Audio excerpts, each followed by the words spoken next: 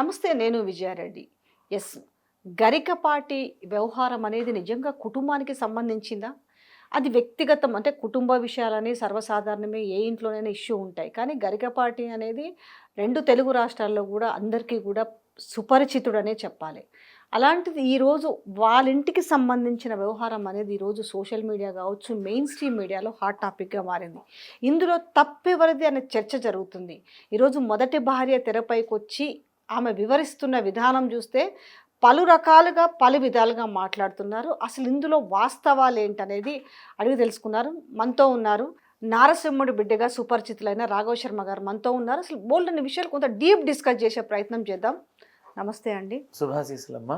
Sir, జనరల్‌గా నేను వ్యక్తిగత విషయాలు అవి నేను కూడా ఎప్పుడు కూడా ఇంటర్వ్యూస్ చేయను. కానీ ఈరోజు ఇది వ్యక్తిగతం కాస్త బయటికొచ్చింది. అంటే ఒక 2 రాష్ట్రాల్లో ఈరోజు హాట్ టాపిక్‌గా మారింది. 2 రాష్ట్రాలే కాదు, ప్రపంచవ్యాప్తంగా ఉన్న తెలుగోళ్ళు కూడా ఆసక్తిగా గమనిస్తున్నారు. అంటే గరికపాటి ప్రవచనాలు ఆయన చెప్తున్నది ఒక్కొక్కసారి ఆయన వ్యక్తం చేసిన వాటి మీద కొంచెం టాపిక్స్ హై అయినది కూడా చూసినాము. అసలు ఏం జరిగింది ఈరోజు? గరికపాటి అదే వాళ్ళ భార్య అని చెప్తున్నామా, ఇన్నేళ్ల తర్వాత బయటకొచ్చి ఆమె మాట్లాడుడేంది అనే వర్షం జరుగుతుంది. 2 కోణాలు చూసుకుంటే ఏముంది అసలు ఇందులో? తొలుత ఈ విషయంలో నేను మాట్లాడాల్సిన విషయం ఏంటంటే, గరికపాటి యొక్క ఈ ఈ విషయాన్ని వ్యక్తిగతమైన విషయం ఇది. ఆయన కుటుంబానికి ఆయన అంతర్గతమైన విషయం ఇది. దీని మీద సహజంగా నేను మాట్లాడకూడదు, అది తప్పు కూడా.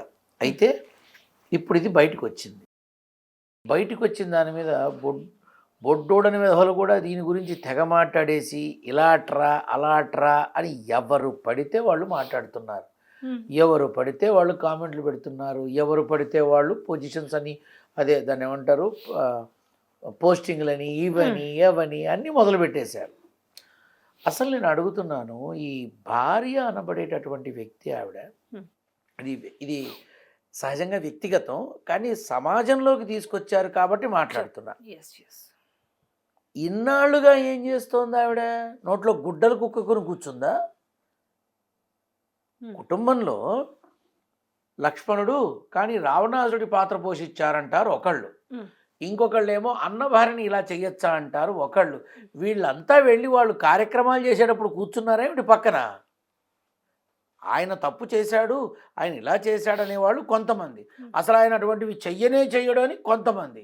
వీళ్ళందరినీ శుభ్రంగా జింకానా గ్రౌండ్స్కో, ఉప్పల్ స్టేడియంకో, లాల్ బహదూర్ స్టేడియంకో తీసుకొచ్చి మీరు కొట్టుకు చావండి, మీలో ఎవరు గెలిస్తే గరికపాటి అది అని చెప్దామనుంది నాకు. ఏమిటమ్మా ఇదంతా? ఏమన్నా అర్థం ఉందా? ఒక వ్యక్తికి సంబంధించిన వ్యక్తిగతమైన జీవితాన్ని బయటికి తీసుకురావడానికి కారకులు ఎవరు? మధ్యవర్తుల? ఏమన్నా రాజకీయ ఇతర శక్తులు ఉన్నాయా? లేదు కుటుంబానికి సంబంధించిన మనుషులు ఉన్నారా? ఆలోచించి చూస్తే కుటుంబానికి సంబంధించిన వ్యక్తులు ఏదో ఆశించి ఈ రకంగా రోడ్డు మీదకి తీసుకొచ్చారా అని క్వశ్చన్ అందరికీ వస్తుంది. ఇప్పుడు ఏదైతే ఇప్పుడు ఆయన గురించి మాట్లాడుతున్న మనిషి ఉందో, ఇన్నాళ్ళు కాపురం చేసింది. మీ గత వీడియోల్లో కూడా వాళ్ళు ఇంటర్వ్యూలు ఇచ్చినప్పుడు నా భార్య బంగారం, నా భార్య ఇది, నా భార్య అట్లా, నా భార్య ఇట్లా, ఆమె లేకుండా అబ్బో మీ ఇద్దరం కొట్టుకుంటాం తిట్టుకుంటాం అని ఆకాశానికి ఎత్తేసింది కదమ్మా. మరి అదే నోరు ఇవాళ ఎలా మాట్లాడుతోంది? మరి ఇన్నాళ్ళు ఎందుకు మాట్లాడట్లా? భయంతో బ్రతుకుతున్నావా? లేదే, అన్ని గౌరవాలు పొందుకున్నావుగా భర్తతో కలిసి.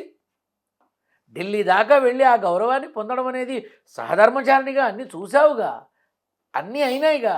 ఇప్పుడు ఎందుకు వచ్చింది సడన్గా? ఆస్త లేకపోతే నీకు దక్కాల్సింది ఇంకొకళ్ళకి దక్కుతోంది అన్న అనుమానమా? లేదు నిన్ను దూరం పెట్టి వాళ్ళకి దగ్గరయ్యి పిల్లలిద్దరూ ఆ తల్లితో కలిసి భార్యగా చెప్పుకునే విధానమా? ఎటు చూసినా పూర్తిగా ఒక 4 రోడ్ల కూడలి మధ్యలో ఎలా ఉంటుందో గరికపాటి కుటుంబం అలా ఉంది ఇప్పుడు. భార్య, మొదటి భార్య ఆవిడే వీడియోలు పెట్టారని కొందరు చెప్పారు. రెండో భార్య ఇలా మాట్లాడిందని కొందరు అన్నారు. దీని మీద గరికపాటి ఈరోజు వరకు ఏదైనా స్టేట్మెంట్ ఇవ్వడం జరిగిందా? లేదు. వాళ్ళ అన్న అనేవాడు అసలు పిక్చర్లోకి వచ్చాడా? లేదు. కోర్టులో కేసులు ఏమైనా ఉన్నాయా? లేదు. నా పరువుకి భగ్నం కలిగిస్తున్నారు, ఈ దుర్మార్గుల మీద యాక్షన్ తీసుకోండి అని గరికపాటి ఏమన్నా కంప్లైంట్ ఇచ్చారా? లేదు. ప్రజలు మాత్రం పళ్ళు తోముకున్నప్పటి నుంచి రాత్రి పడుకునే ముందు పాలు తాగేదాకా ఈ చర్చని వెజిటబుల్ దమ్ బిర్యానీ లాగా లాగిచ్చేస్తున్నారు. ఏమొస్తోంది? ఏదైనా ఉపయోగం ఉందా? ఏమీ లేదు. పోనీ ఏదైనా కంటెంట్కి తగిన విధంగా సమాధానం వచ్చిందా? అది లేదు. ఆబ్వియస్లీగా ఆయన ప్రవచనాలు చెప్తాడు కదా, మనుషులు ఎలా ఉండొచ్చు, ఎలా ఉండకూడదు, దుస్తులు ఎలా వేసుకోవాలి, రకరకాల అన్ని విషయాల్లో ఆయన చెప్తున్నది ప్రతి ఒక్కరింటికి చేరింది ప్రవచనాలు. అవును. ఈ నేపథ్యంలో ఆయన విషయము ఇలాంటి స్టోరీ ఉందా అనే ఒక క్యూరియాసిటీ ప్రజల్లో ఉంది అనుకోవచ్చు కదా. అవునమ్మా. ఇప్పుడు ఎందుకు ఉండకూడదు? అది ఆయన వ్యక్తిగతం. ఇప్పుడు ప్రతి ఇంట్లో దంపతుల మధ్య గొడవలు ఉండవా? గొడవలు ఉంటాయి, కొట్లాటలు ఉంటాయి. ఇది సంసారం అంతే. ఎవరికి తగిన విధంగా వాళ్ళకు ఉంటాయి. అంతవరకు ఓకే. కానీ ఈరోజు ఆయన లైఫ్లో ఒకటి ఉంది, నేను ఫలానా ఆమెని ఇలా ఈ రకంగా తీసుకొచ్చాడు అనేసి, అది ఆ రామాయణంలో ఒక పాత్రను తీసుకొచ్చేసి దానికి అనువదింపజేసి చేయకూడదు. కానీ నేను చేసి ఈరోజు నేను ఎలా బతుకుతున్నాను అనేసి నేను చెప్పుకోవాల్సి వచ్చింది అనే ఒక ఆవేదన ఆమె వ్యక్తపరుస్తుంది అనేది ఇక్కడ. ఇన్నాళ్ళు ఏమైంది? ఆస్కింగ్ స్ట్రైట్ అవే. ఇన్నాళ్ళు నీ నోట్ ఏమైనా మట్టి పెట్టుకున్నావా? మరి అంత చెడ్డవాడైతే నువ్వు మొదట ఎందుకు రాలా? నీ ముందేమన్నా కాపురం చేశాడా ఆమెతో? నీ ముందేమన్నా కార్యక్రమాలు చేశాడా? ఏమన్నా యజ్ఞాలు చేశాడా? యాగాలు చేశాడా? ఊర్లు పోయాడా? ఎక్కడ తిరిగాడని చెప్పి నోటుకొచ్చేట్టు మాట్లాడుతున్నావు? నేను భార్య అయితే భార్యని అడుగుతా. ఇన్నాళ్ళు నువ్వు ఏమైపోయావు? ఇన్నాళ్ళు నువ్వెందుకు మాట్లాడలా? ఇన్నాళ్ళు నువ్వేం చేస్తున్నావు?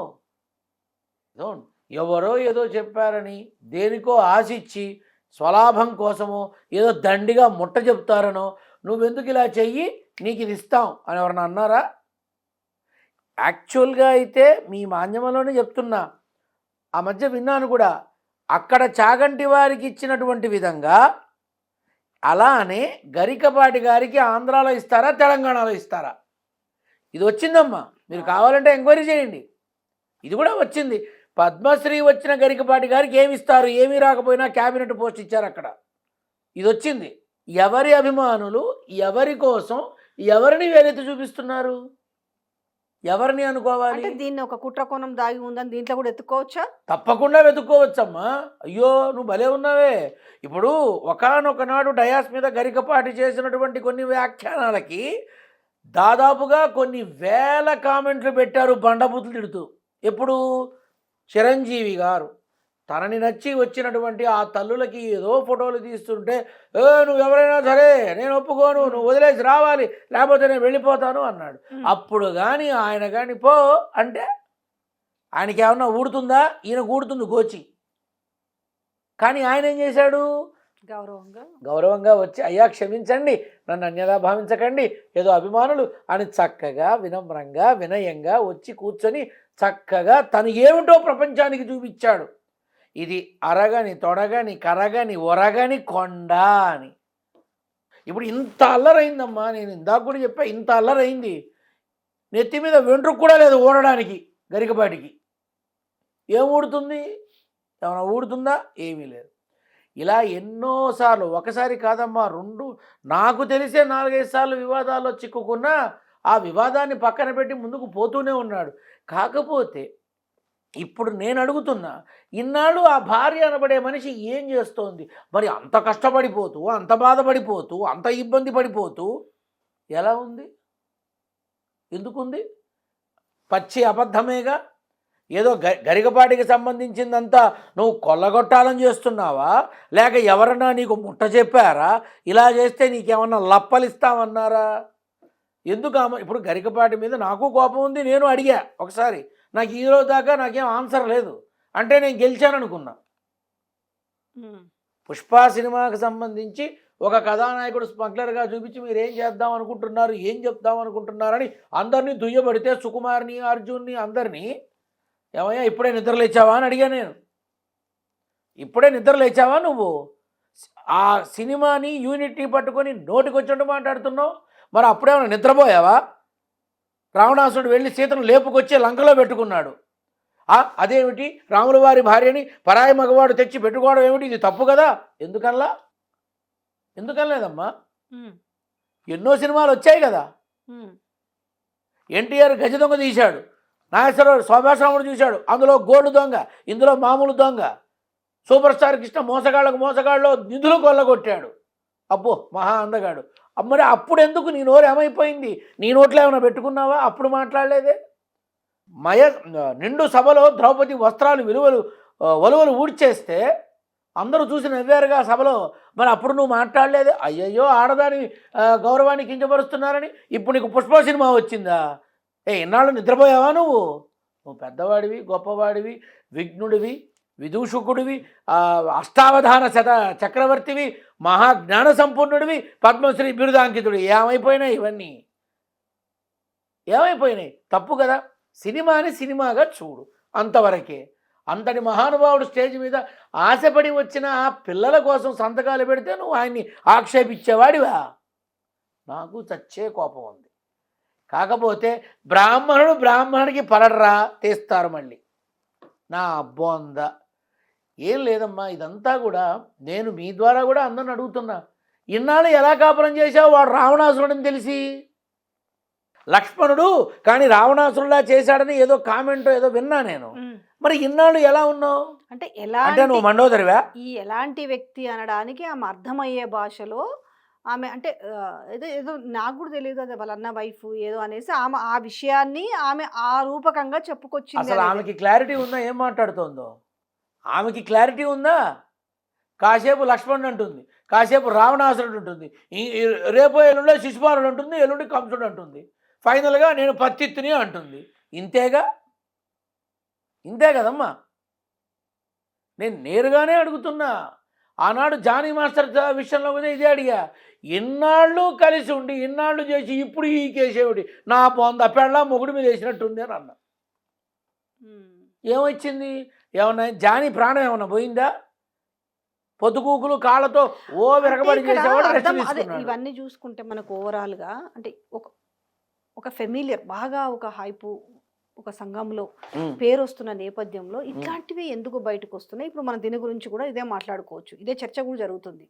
ఎప్పుడో ఎన్నేళ్ళదు సరే ఏం జరిగిందో తెలియదు కానీ ఈ రోజు ఆమె ఇండైరెక్ట్ దీని వెనక ఆమెకి సంబంధించి మూలాలు లాగితే అందరూ ఆశ్చర్యపోయే నిజాలే బయటకు వస్తాయి. దీని వెనక ఉన్నటువంటి స్వార్థం బయటకు వస్తుంది, దీని వెనక ఉన్నటువంటి కుట్ర బయటకు వస్తుంది. ఆ గరికపాటి నరసింహారావుని తొక్కి పారేయాలి అని అనుకున్న యొక్క మనుషుల మనోగతాలతో సహా అన్నీ బయటకు వస్తాయి. ఇప్పుడు గరికపాటి గారికి నాకు 190 గొడవలు ఉండొచ్చు. అసలు నాకు పరిచయం ఒకే ఒక్కసారి కలిశానమ్మా, కలిసా. పుష్ప సినిమాని కామెంట్ చేసినప్పుడు నేను మాట్లాడా అంతే. ఆయన మహాకోవిదుడమ్మా, అంత అద్భుతమైనటువంటి ప్రవచన చక్రవర్తి, అద్భుతమైన పట్టు ఉన్నటువంటి మనిషి అన్నిటి మీద. చూశారుగా మీరు ప్రవచనాలు. కానీ ఈ మనిషిని ఎన్నాళ్ళు కాపురం చేసిన మనిషి బయటకు ఎందుకు లాక్కొచ్చిందో, ఎందుకు తీసుకొచ్చిందో మౌనంగా ఉన్న గరికపాటి కనుక ఒక్కసారి నోరు విప్పితే అన్నీ బయటకు వస్తాయి. అవకాశం ఉందంటారా?